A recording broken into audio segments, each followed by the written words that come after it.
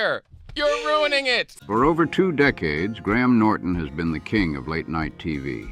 His sharp wit, wild interviews, and pure chaos made the Graham Norton Show a global sensation.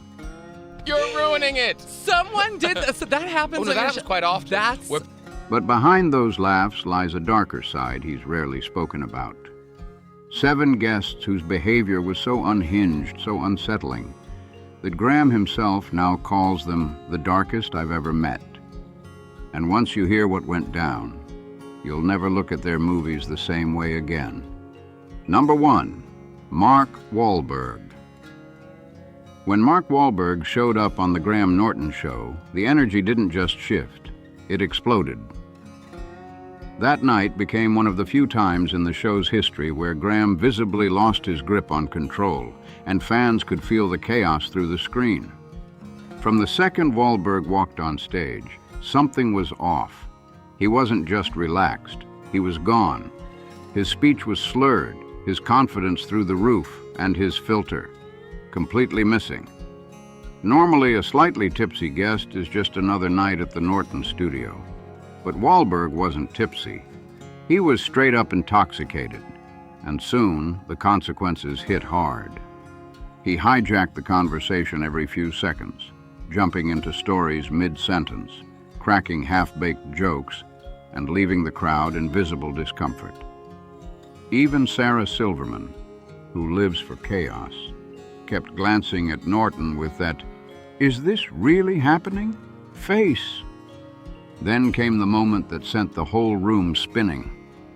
Out of nowhere, Wahlberg stumbled across the couch, climbed right into Graham Norton's lap, threw his arm around the host, and started whispering drunk jokes straight into his ear. The crowd gasped, not because it was funny, but because no one knew what else to do. Norton tried his best to smile, but his eyes told the real story, darting between the cameras, the audience, and his producer, silently screaming for someone to cut to commercial. When the show finally ended, Graham walked straight to his dressing room, slammed the door, and muttered just one line: "He will never be back. Ever." Later, Norton admitted that Wahlberg was completely out of it, one of the few guests who truly threw the show off balance. That episode became something he never wanted to rewatch. Even after Wahlberg left, the awkwardness didn't fade.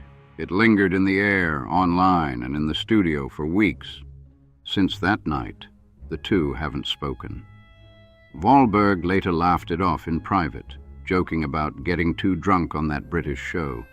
But Graham's team has made their stance clear. There's an internal note that reads, "Do not book Mark Wahlberg under any circumstances." For Graham, this wasn't entertainment gone wrong.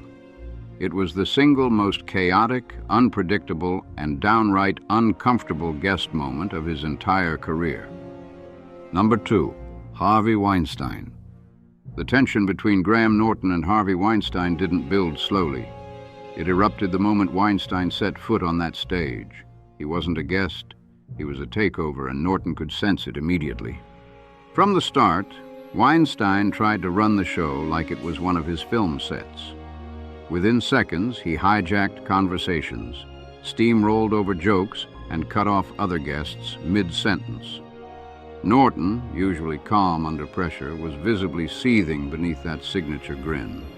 What was supposed to be a light, funny chat turned into a power struggle live on air, and everyone watching could feel the tension. Norton suddenly found himself battling for space, not with another celebrity, but with a man who refused to share oxygen. He didn't bother hiding his frustration either. Later, he admitted, "I knew right away he was going to bulldoze everything. He took over the room like he owned it." And he wasn't exaggerating one bit. That's exactly how the interview went down. Every time Graham tried steering the chat toward the guests or the show's light-hearted tone, Weinstein yanked the spotlight right back to himself, bragging about his movies, his power, his achievements. The tension in the studio was thick enough to cut with a knife. At one point, Norton cracked a small joke to ease the mood, a classic move to bring the audience back. But Weinstein just stared him down, dead serious, and said, "Let's talk about something serious." The whole studio froze. That line wasn't just cold. It was a warning. Years later, long after Weinstein's empire had crumbled, Norton finally opened up about that night. In an interview, he revealed, "I had no idea what he'd done, but I knew something was wrong. That energy, that entitlement, it all makes sense now." Weinstein, however, couldn't handle being called out by a talk show host. He was furious, embarrassed that a comedian dared to say what others in Hollywood had kept quiet about for years. But that feud didn't need a sequel. It ended the moment his crimes hit the courts. Norton walked away without hesitation. No sympathy, no contact, nothing. Their relationship today? Exactly how Graham wants it.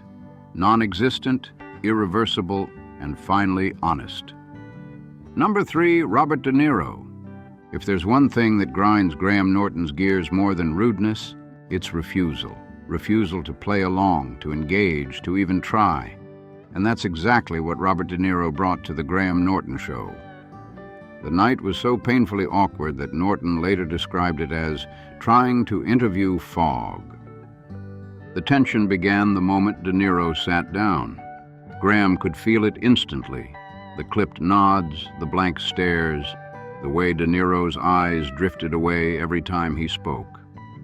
There wasn't arrogance, just a chilling emptiness that sucked the life out of every question. Norton gave it his all, charm, jokes, teasing.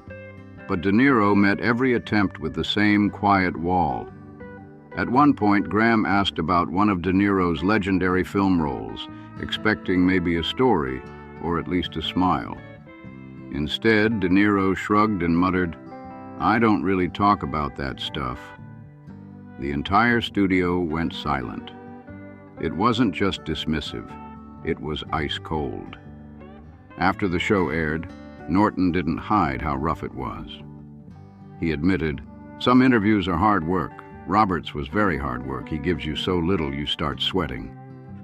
That was practically a confession of pure exhaustion. De Niro, of course, didn't apologize or explain himself. He just kept that wall up, the same one Norton spent an hour trying to climb. When asked later about his chilly talk show reputation, De Niro simply said, "I don't perform on couches. I do the job, then I go home." It wasn't aimed directly at Graham, but everyone knew what it meant. Don't expect anything from me. I don't want to give. Since then, there's been no fallout, no fight, just silence. Neither man tried to fix it. Norton never invited him back, and De Niro never asked to return. Their connection? Gone for good. Number 4, Daryl Hannah. Among every guest Graham Norton's ever had, Daryl Hannah is the one who still makes him cringe. Even years later, the memory makes him wince because she gave him absolutely nothing. Norton can handle chaos, he can deal with ego. But what he can't survive is dead silence so heavy it strangles the whole show. And that's exactly what went down the day Daryl Hannah sat on that famous red sofa. The tension started almost instantly, within the first 20 seconds. Graham opened with his signature warmth and that easy smile, but Hannah answered with just one faint smile and a single detached word, "Hi." The chill in the room was instant. It wasn't rude. It was distant, so sharp it cut through the air like glass. Norton tried switching gears fast, asking about her movies, her environmental work, her classic roles, but every question came ricocheting back at him in the same dull rhythm. "Yes. Not really. I don't know." The silence started to swallow the studio. Even the audience could feel the vacuum forming around her. Laughter died off. The other guests started nervously talking more, desperate to fill the void. Norton pushed harder, gently at first, then with his signature playful teasing, the kind he uses to loosen even the stiffest celebrities. But with Hannah, nothing worked. It was like she'd built an invisible wall and refused to let a single spark through. She sat there calm, blank, completely unwilling to let the show breathe. After the episode aired, Graham didn't sugarcoat a thing. He admitted, "It felt like she'd been dragged there. I could not get her to engage. Longest interview of my life." People close to the show backed him up, saying she wasn't mean or rude. She was just absent. And for a show that thrives on chemistry, that absence was a total killer. Hannah never tried to smooth things over. When someone asked her years later about that painfully awkward appearance, she brushed it off with just one flat answer. "Talk shows aren't really my thing." No explanation, no apology, no attempt to fix the vibe. Today, their relationship is exactly like that interview. Cold, distant, untouched. Norton's never invited her back. Hannah's never asked to return. And honestly, both seem perfectly fine keeping it that way. Number 5, Mickey Rourke. The second Mickey Rourke stepped onto Graham Norton's stage, the air went stiff. Graham greeted him with his trademark charm, but Rourke's response, a blank nod, shut the whole room down in seconds. Everyone in the studio could feel it. Norton knew right away, this is going to be work. He tried again, asking about Rourke's film, giving him the floor to tell a story. But Rourke just mumbled, "Yeah, I don't know, whatever." No context, no laugh, just a wall. The audience nervously chuckled, thinking it was dry humor. But Graham knew better. This wasn't shyness or awkwardness. It was pure disinterest. Every question Norton threw at him bounced back like it hit concrete. No anecdotes, no warmth, just a man radiating the energy of someone trapped somewhere he didn't want to be. Years later, Graham finally spoke about that night. He admitted, "I kept thinking, give me something, anything." It was like trying to interview a ghost. And coming from the same host who once had Mark Wahlberg drunkenly climb onto his lap on live TV, that confession says everything. And Mickey? He didn't care. When asked about the uncomfortable appearance, he just shrugged, the same foggy indifference he brought to the show still hanging over him. For Norton, that night became yet another painful reminder. Sometimes the silence hits harder than the scandal. When asked about the awkward interview years later, Mickey Rourke just shrugged and said, "Talk shows aren't my thing. I just do them because I have to." No apology, no reflection. Not even a hint of awareness. It was the same attitude that had made the interview crash and burn in the first place. Casual, cold, and completely detached. Their silent feud never needed words. Graham never invited him back, and Rourke never asked to return.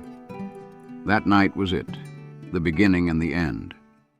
Today, their relationship is exactly as hollow as that conversation was. No warmth, no connection, and zero intention from either side to ever try again.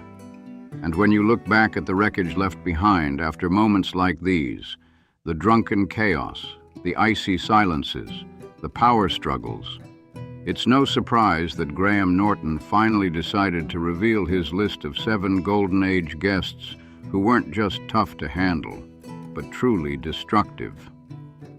So what do you think? Who was the most shocking name on that list and why? Drop your thoughts in the comments below.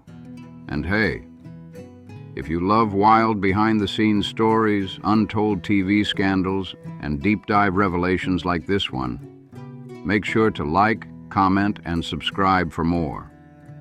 Turn on those notifications so you never miss an update, and I'll see you in the next video.